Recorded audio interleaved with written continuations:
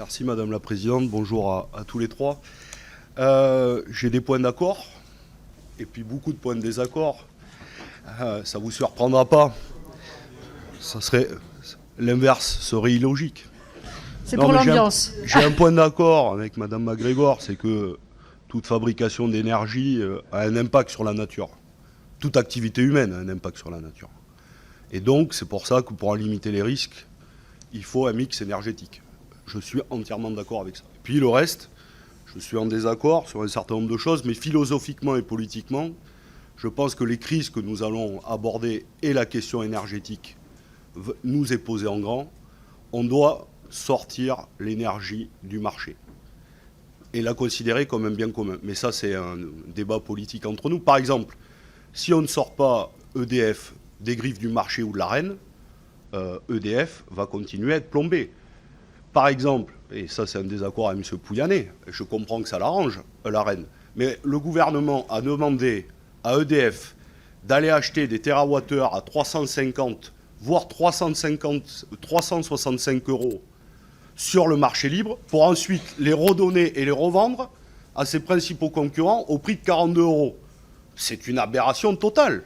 C'est même pas le capitalisme libre et non faussé. C'est le capitalisme libre et surtout faussé. Pardonnez-moi. Et donc, si on ne sort pas de ça, nous allons être mis en très grande difficulté. Bon, ça c'est un désaccord profond. Et puis un deuxième, et ma question sera courte, on va avoir un débat sur le pouvoir d'achat et un projet de loi porté par le gouvernement, notamment sur la question énergétique. Il ne faut pas oublier quand même que pour 12 millions de Français, la question n'est pas de savoir s'ils mettent leur chauffage à 19, 20 ou 21. C'est que 12 millions de personnes, ils ne peuvent pas mettre le chauffage. C'est ça la réalité aujourd'hui. Et donc, moi je suis pour qu'il y ait de l'information, mais je ne suis pas pour qu'on culpabilise un certain nombre d'usagers. Pareil, sur la question de la voiture, 18 millions de personnes sont obligées de prendre leur voiture. Et donc je ne suis pas pour qu'on culpabilise les gens qui utilisent leur voiture individuelle parce qu'ils sont privés de transport collectif. C'est exactement la même question. Mais pour éclairer le débat, moi je pense que nous avons besoin de deux données.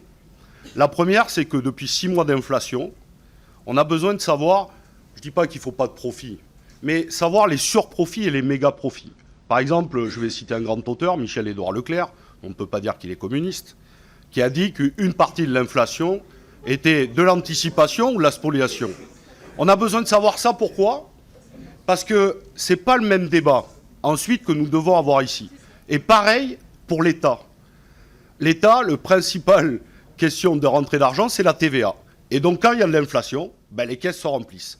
Et donc, il est facile de venir ensuite dire on va vous redonner 18 centimes, sauf que si les entreprises font 30 ou 40 centimes de méga profit et l'État engrange lui aussi 30 ou 40 centimes de TVA supplémentaire, et donc que ça pèse pour 80 centimes dans le portefeuille des Françaises et des Français, il est un peu facile de revenir et de leur dire au final, on va vous rendre que 18 centimes. Donc je pense qu'il nous faut des données claires et simples. Combien depuis 6 mois de méga ou de surprofit pour les entreprises et combien pour l'État de TVA supplémentaire? Et après, nous aurons un débat, chers collègues. Est-ce qu'il faut en rendre totalement ces méga profits? Est-ce que partiellement? Et si c'est partiellement, à quelle hauteur? Parce que je pense que les 18 centimes rendus aujourd'hui à la pompe à essence ne prennent pas en compte l'ensemble des surprofits réalisés par les entreprises et par la TVA, par l'État, qu'on a spolié en partie aux usagers, notamment des pompes à essence. Voilà mes questions. Un mot sur... vous vouliez la clarité, Monsieur Gay, sur nos profits, vous l'aurez. Hein, vous savez, on déclare... on a des profits qui... Pardon ? Bon, soyons clairs, sur le territoire français, puisque l'impôt il est territorialisé, nous ferons des profits significatifs cette année sur le raffinage, à cause de ce que je viens de dire, après avoir fait des pertes pendant 2 ans. Donc, si vous faites un delta sur la France, bien évidemment, bien évidemment, nous payerons l'impôt sur ces profits que nous ferons en France. Voilà ce que je peux vous dire. Bon, alors j'ai pas compris la question, excusez-moi. Méga profit, je vous dis que si vous me demandez si ce que je viens de dire, quand le diesel vaut 25 $ du baril de plus, 20 $ du baril de plus, ce diesel qui l'année dernière, il y avait une prime qui était quasi nulle, on faisait des pertes d'ailleurs à ce niveau-là, Si vous faites la différence entre 20 $ du baril sur le diesel dans mes raffineries, les raffineries françaises, et zéro, si vous appelez ça un méga profit, oui, c'est un méga profit qui va donner lieu à un impôt, bien évidemment, que nous paierons. Après, c'est au Parlement de décider quel sera le niveau de taxation. Voilà ce que je peux dire sur ces points. Je pense qu'un point sur CO2, nous utiliserons 100 $ la tonne. Tous nos investissements utilisent 100 $ par tonne de carbone, tous. Et nous actualisons, le taux d'actualisation que nous utilisons dépend des pays. Pourquoi ? Parce que c'est dans le taux d'actualisation qu'on met le risque géopolitique. Donc notre taux d'actualisation est beaucoup plus faible en France qu'il ne l'est lorsqu'on investit en Irak ou dans un certain autre pays. Donc voilà, le taux d'actualisation uniforme, non, c'est pas comme ça qu'on travaille. Il dépend, par contre, en général, il est uniforme sur l'Europe. Enfin, je dirais, l'Europe de l'Ouest, on applique le même taux, mais par contre, il est différencié selon les pays. Madame MacGregor. Peut-être un mot sur l'excellente question sur le marché européen et son évolution, et est-ce qu'il marche encore. Donc peut-être simplement pour dire que c'est vraiment d'abord un sujet éminemment compliqué parce qu'il s'agit de mettre d'accord quand même 27 pays. Moi, j'ai une conviction qu'il faut garder un marché européen, que la robustesse, la résilience que nous garantit le fait d'avoir un réseau connecté, d'ailleurs que ce soit sur le gaz ou sur l'électrique, est visible, j'allais dire, au quotidien. Des fois, nous exportons l'électricité, des fois, nous en importons. Et pareil sur le gaz. Donc il faut arriver à faire évoluer ce marché, mais tout en gardant cette interconnexion. Et je pense que c'est important parce qu'on voit parfois des failles dans cette unité du marché européen. On voit les pays prenant des mesures. On voit également la décision de chaque pays, chaque État sur son mix énergétique qui est parfois divergence, puisqu'on voit la France qui fait le choix du nucléaire, l'Allemagne qui ne fait pas le choix du nucléaire. Et on voit toute la difficulté, bien sûr, à garder les règles donc, d'un marché qui soit à la fois cohérent, qui maintient la cohésion de ce marché, tout en prenant en compte, bien sûr, des mix énergétiques très, très différents et des situations très différentes. Donc, ce n'est pas un sujet facile.